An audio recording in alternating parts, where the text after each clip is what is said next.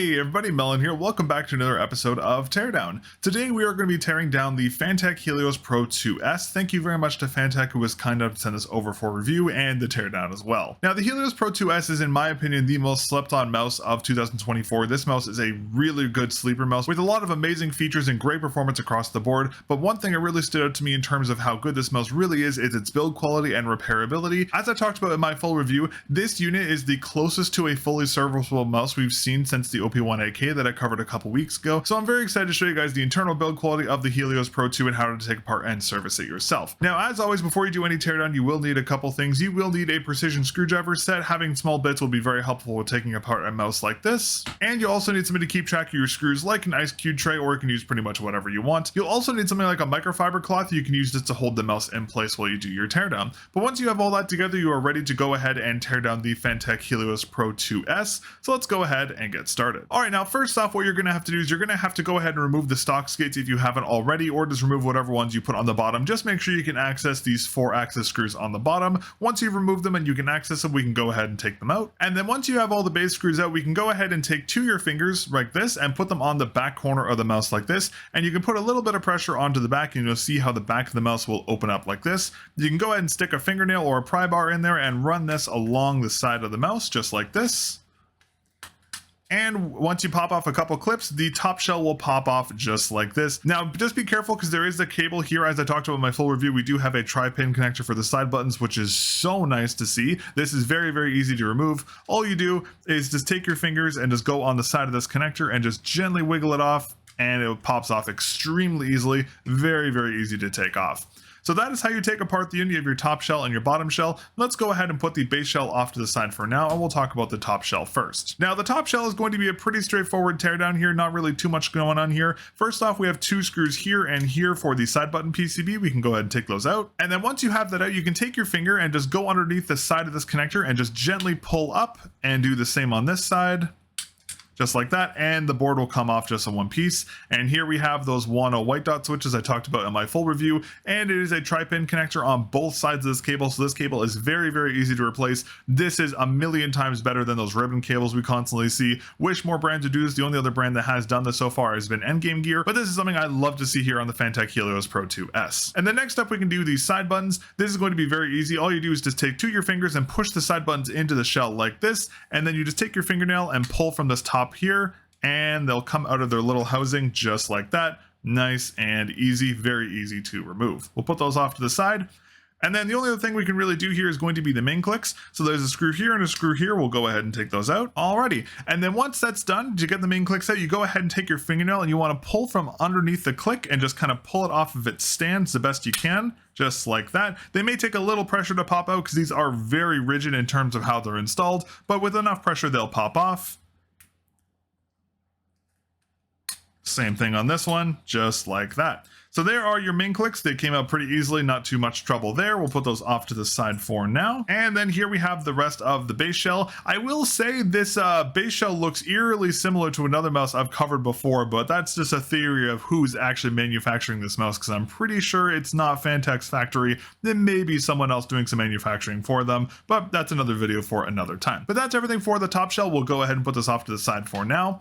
And now we can focus on the base shell here. Now, the first thing we're going to do for the base shell here is we're going to go ahead and disconnect this battery. So there is a tri-pin connector here. We're just going to go ahead, get our fingernails on the side and pull it off. There you go, just like that, it'll pop off. And then next up, we can remove the 3 anchoring screws anchoring in the main board. So there's one here, here, and here. And then with those removed, we can go ahead and remove the main PCB. So you want to grab from the side clicks here and just pull straight up, and the board will pop out of the unit just like that. Now, keep in mind on the bottom here, there is a slider button here that does like to stay attached. You can take it off pretty easily. It's one of those little hole ones that correspond to the hole on the slider. So you can take this off or you can leave it on if you want. If it does fall off though, don't worry about it. It's very easy to reinstall, but I'll talk about that later in this video. And then once we have that removed, you can look at the rest of the base here. Not really too much going on here. We have another button and an LED threader for the base light here, and we have the battery, but aside from that, that's pretty much all of the base shell here. We'll put this off to the side for now. And then we can get a good look at the main board itself. So here we have our Pixar 3395 sensor with those burned edges, as I mentioned in my review, that is causing a burnt plastic. plastic smell. Again, this is most likely a QC issue just isolated to my unit, but that is something worth noting there. We have our Nordic 52840 MCU right here. We have all of our other components here. We have our 10 blue shell pink dot main buttons here. We also have our F-switch 12mm S encoder right here, and we can actually take this scroll wheel out by just gently pulling it out of the encoder just like that. We can pop that out, and then we also have a 10 blue dot for our scroll wheel click here. Overall, a pretty standard board layout. They definitely could have done a couple things to lower the weight of the board, but it is what it is. It's not that big of a deal. All right, now with the weighing out of the way, let's go ahead and start our reassembly process. So first thing we're going to do is we're just going to go ahead and reattach this bottom button if yours happen to fall off. So what you want to do is you see that little tiny standoff on this little connector here. You want to basically take this little button here with the orientation with the hole pointing towards the sensor, and you just want to gently put it over top of that if you can, and it should just gently sit on top just like that. Just double check that it still moves if you do this, but it should work fine as long as it stays on just like that. And then next up, we can go ahead and put back in our scroll wheel. Very easy to do this. All we have to do is line up this tiny little part of the scroll wheel with the hole in the encoder, so we can slide it into the unit like this, line it up, and just gently push it in. We may have to put a thumb on top just to get the pressure correct, and it will come through just like that. And you want it to be sitting roughly like this. Next up, you can go ahead and put this back into the base of the unit. Again, very easy to do. All we're going to do is we're going to line up the board with these standoffs for the scroll wheel here, just like this.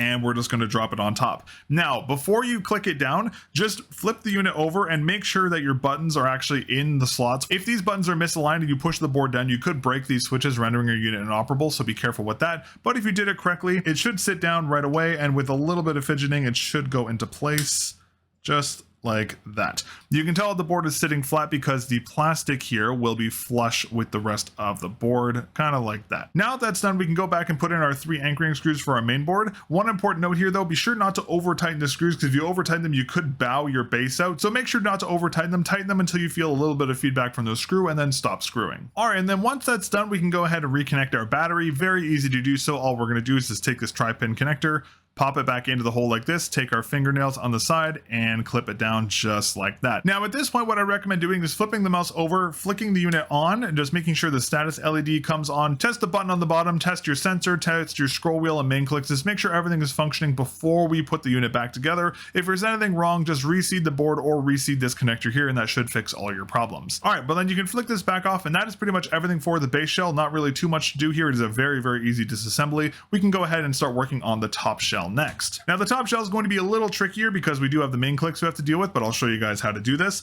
So what we're going to do is very similar to the pulsar mice. We have this dual stabilization here. So what's going to happen is you need to basically thread this into the bottom of the shell like this, but in a way where you can see at the top here, these little standoffs at the top still have to make contact. So you have to put them in a way where you can actually still clip this over while pushing the mouse into place. The front connector will probably be the one that gives you the most trouble because it is very difficult to get it into place. But once you click it into place, you'll see how it's lined up like this. And then you can just press down and the main clicks will go into place. We'll do the same procedure for this one here. Flick it in the bottom like this.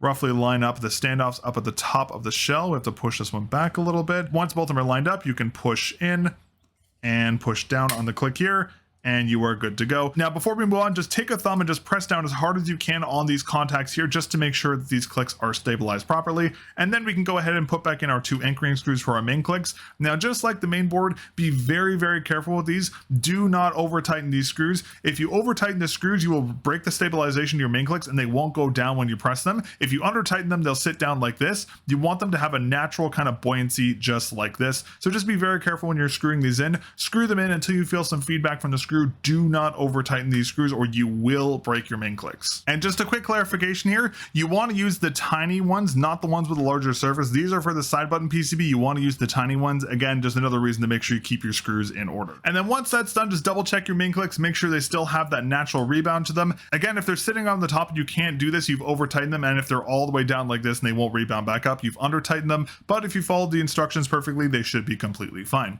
Next up, we can go ahead and put back in our side buttons. Again, very easy to do this. All we do is we just roughly line up the side buttons in the side of the shell, and you just want to basically hook it into these tiny little slots up at the top here. Just hook it in roughly like this, and the next one over in this corner, just like this. and your side buttons are back into place, nice and easy. And then next up, we can go ahead and put back in our side click PCB. Now, one quick note here, there's a little standoff here on the side of the shell that has to go into this tiny little lip right in here. Let me zoom in and see if I can show you. It has to go into this very tiny lip right here. So when you put this board in, just keep that in mind, because you have to put it in a way where it's going to make contact at that little spot here. It's a little finicky to do it, but just keep that in mind. But to put the board in, just roughly line it up with the two standoffs here. And then usually you have to bend the board down just a tiny little bit to get it into place. Sorry, I'm trying to show you on the camera, but it's very difficult. And then once you roughly have it lined up just like that, you can go ahead and take your thumb and just press down on the two contact areas here, and that should anchor the board into place. And then you can go ahead and take your screws and put them back into the side button PCB anchors. Just make sure those are nice and snug, and you're good to go. Now, before you put the shell back on, just verify your side clicks still work. And as long as they make a clicking sound, they have a nice rebound, you've done your job perfectly. Now we can go ahead and reconnect the top shell to the base shell, which is going to be extremely easy because we have a 3-pin connector instead of a ribbon cable, so no messing around with a really complicated ribbon connector. So all we're going to do for this is you just want to take the shells, roughly line them up with each other, take this 3-pin connector and just gently line it into its connector right there. And then once it's roughly into place, just take 2 of your fingers on the side and press it down just like that, and the top shells are connected. Now, before you put the shell together, turn your mouse back on and just verify that your side clicks are functioning on your computer. If they're not working, reseat this cable because there could be like a piece of dust inside the cable, or it may not be down all the way, but as long as you follow the instructions, it should go back in, no problem. And then we can go ahead and turn our mouse back off, and we can go ahead and reconnect the top shells and the base shell, which is very easy. All you want to do for this part is you basically just want to roughly line up the shell as best you can, and once it's roughly lined up, you just basically just want to press down. Just sandwich the mouse together and then run your finger along the side of the mouse just to make sure all the clips on the side went back together. And once that's done, you can just go ahead and put back in your base screws. And once you put the base screws back in, that is everything. You've successfully taken apart and reassembled the Helios 2 Pro S. Overall, a very easy to service unit. Probably one of the most serviceable mice I've covered this year. This mouse is only beaten by the OP1 AK, as I mentioned earlier, but I'm really happy to see this mouse be so serviceable and so easy to repair and clean. That's a really awesome feature. So props to FANTECH. The internal design, the build quality, and the repairability is a 10 out of 10 for me. Fantastic job for them. I really hope their next mice are going to have the same level of repairability, but we'll have to wait and see. But that is everything for today's teardown video. Thank you very much for watching. If you enjoyed the teardown and want to see more videos like this, be sure to get subscribed to the channel so you don't miss any of my future teardowns. I do these for all the mice I cover on the channel, so if you want to see some more interesting mice taken apart, be sure to get subscribed. We're on here on YouTube. Oh, Garbage is here. Garbage is bombing our video. If you'd like to support what I'm doing, and I guess what me and Garbage are doing here, you can become a member here on YouTube. That is the best way to directly support the channel. You can also help support the channel by using code MELON with a 0 over at MetKeys, Lethal Gaming Gear, Potent Gaming, TJ Exclusives, and a couple other retailers to save yourself a couple dollars on your orders and directly support the channel. But that's everything for me and Garbage today. Thank you very much for watching this episode of Teardown, and I'll catch you all in the next episode of the Melon Review. Peace.